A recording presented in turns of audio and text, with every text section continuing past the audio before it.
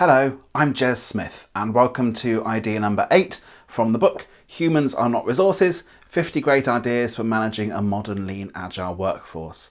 Now this idea is called Should Lean Agile Teams Be 100% Utilised? And it's another one of those ideas that I think really goes back to our childhood, really goes back to our school days. And it's a phenomenon that we've learnt there, that we've then carried on into the modern workplace, and actually is causing us an awful lot of problems that we might not be fully realising, or we might be realising that the problems exist, but we can't see the root cause of them. And this idea of 100% utilisation, I think, is at the root cause of an awful lot of problems, and it's one of the problems that people managers and HR people might be able to start to fix in a lean agile organisation. Because at school, as we've talked about in a previous video, you have to be in attendance 100% of the time. Very often that's the law of the land, that's kind of the law of the country that you're in. But when you're in attendance at school, it's not like, great, you've turned up, now just do whatever you want. Generally, you're kept busy all day. You're given a timetable, you're told which lessons to attend where. In each lesson, the teacher will be teaching you stuff or expecting you to do work, whatever it may be. You're expected to be fully utilised the whole time you're at school. You're meant to be working all the time you're there. And this idea carries through into the modern workplace as well. We expect people to be 100% busy at work all the time.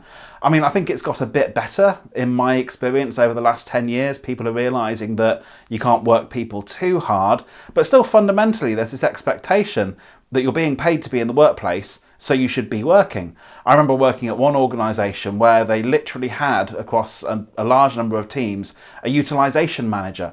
And this utilisation manager would run monthly spreadsheets of utilisation to make sure that everybody was 100% utilised. And if they felt that you weren't 100% utilised, then they would find you more work to do. They would make you 100% utilised and so forth.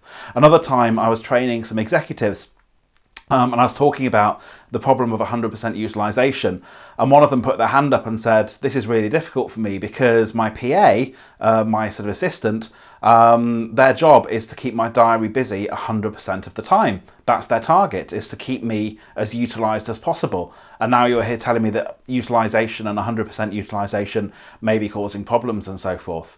So that's what I'd like to explore in this video, this belief innate within us, possibly from our school days, that if you're in work, you should be busy, you should be doing stuff. I think actually that's a mistaken belief. And it's a mistaken belief for a number of reasons, really. First of all, if you think of work as a system, if you think of yourself or your team as just one part of your wider organisation, and all the different parts of the organisation have to work together in order for things to get delivered, in order for value to be delivered to the customer, and the organisation makes money, which means it can pay payroll and so forth. If you're part of this wider system, then if you work that system at 100% utilisation, very often it grinds to a halt or crumbles or things go wrong. And the best way to think of this is if you imagine a motorway, a road, a highway, whatever it's called in the particular area you're in. If you imagine that 100% utilised, so every single piece of the road surface has a car on it, if all those cars are moving at 70 miles an hour or 70 kilometres an hour, depending on which units you use, if all of them moving at 70, then no problem, everything's moving really nicely. If one of those cars slows down, then the other cars behind it have to slow down too. And eventually the entire system grinds to a halt as everyone kind of slows down a bit more, and everything kind of crunches together. It's why we experience traffic jams on roads. When I was a kid, I used to think traffic jams happened because someone had parked on the road. We were sat there parked on the road, waiting to move, and I thought the only way this could happen is someone else has parked, and that's silly because why would you park on a road? Someone's done something silly, as far as I was concerned as a kid. But actually they hadn't. What had happened was there were just too many cars on the road was too utilised, and a small bit of variation in the system meant that everything ground to a halt behind it. And that's exactly what happens in the workplace as well. If you're 100% utilised and something changes, very often either you grind to a halt, or you have to drop something else in order to pick something new up. And in the process of doing that, the thing you were working on that someone else needed doesn't get delivered. So then they get delayed because they haven't got the thing they needed to do their work, which means the person who is depending on them gets delayed as well. And pretty soon, very, very heavily utilised systems can grind to a halt. If you're not 100% utilised and a new piece of work turns up, that's okay. You've got slack in your system. If there are big gaps between the cars on the roads and one of the cars slows down, the other cars can carry on at the same speed whilst catching up with the slower car, whilst the slower car speeds up again. And there's no delay in the system. If a new car wants to add itself into the road, if a new car wants to merge in, it can do. There's space. There's space for new things to be added. So very often 100% utilisation, when there's variability, and there always is variability, the unexpected always happens, things change. That's the whole point of Lean and Agile really, is to understand that things change in the workplace. If there is 100% utilisation, the slightest change can crunch entire systems to a halt and cause chaos across systems and so forth. It also causes another problem though, because 100% utilisation works at school. You have a curriculum, you need to be taught. The teacher knows what things you're going to be taught in the curriculum. They know what lessons they're going to teach. They can plan their lessons out for the next year and just work you through that. So actually, you don't need to do much creativity. You don't need to do much thinking. It's just, you turn up and you learn the things, especially at more junior levels of school. So 100% utilisation is kind of okay. There's very little variability in the work you're being expected to do. It's planned out for the next year and you just work through the work and get it done and so forth.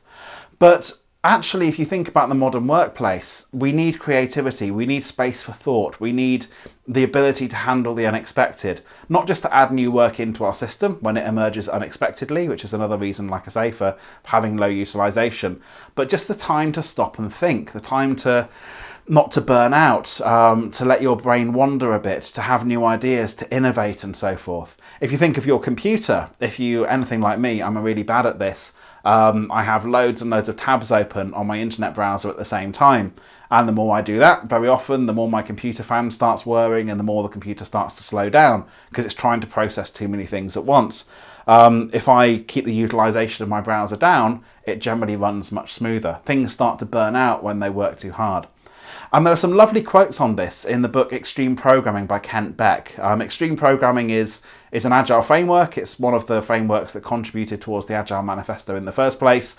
And it's a much overlooked framework, I think. It's actually really interesting on the human factors it talks about when it comes to Agile. And there are two really lovely quotes in the book that I'd like to share with you. The first says, there are other human needs, such as rest, exercise and socialisation, that don't need to be met in the work environment. Time away from the team gives each individual more energy and perspective to bring back to the team. Limiting work hours allows time for these other human needs and enhances each person's contribution while he or she is part of the team. And software development is a game of insight, and insight comes to the prepared, rested, relaxed mind.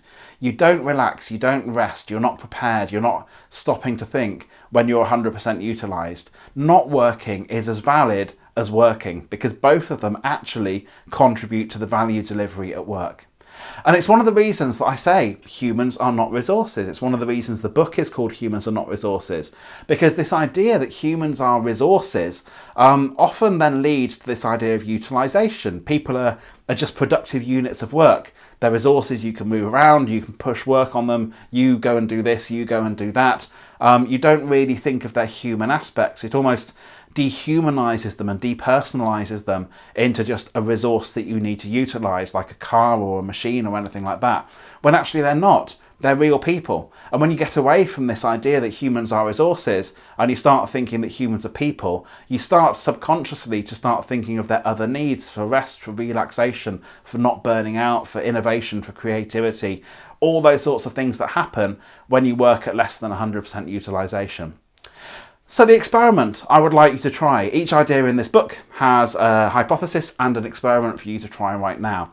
And the experiment for this one is that I imagine you're probably tracking utilisation. You may not be, you may have started to move away from this, in which case fantastic, but many organisations use timesheet systems, they use resource managers, utilisation managers, whatever they are, to track the utilisation of the people working in the organisation.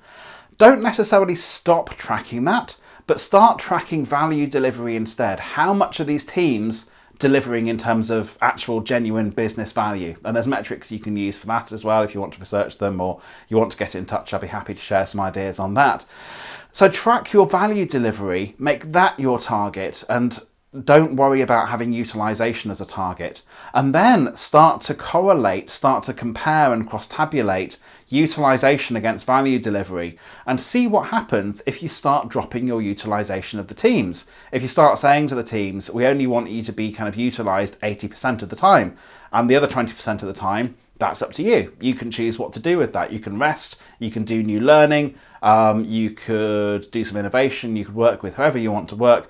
Try dropping your utilization down and then see if that has any effect on your value delivery. I would almost guarantee you that it would. Drop your utilization, you will start delivering more value. And then you can start having this conversation really usefully with people who are skeptical. Because like I say, this resource utilization and the idea that everyone must be 100% busy at work all the time, 100% utilized, is really deep-seated within us and goes right back, I think, to a very early age. So you're going to need data to shift this. And if you can start tracking value delivery and comparing it with utilization, I imagine you'll start to see that by dropping utilization, you increase value delivery, and then you can start to have that really interesting conversation at senior levels saying, hey, maybe we should look at this more widely as an organization. But that's the experiment to try. Track both, compare what happens when one goes down, does the other one go up? I would almost guarantee you that it would. So I hope that's of interest. If you've enjoyed this video, please feel free to click the like button down below.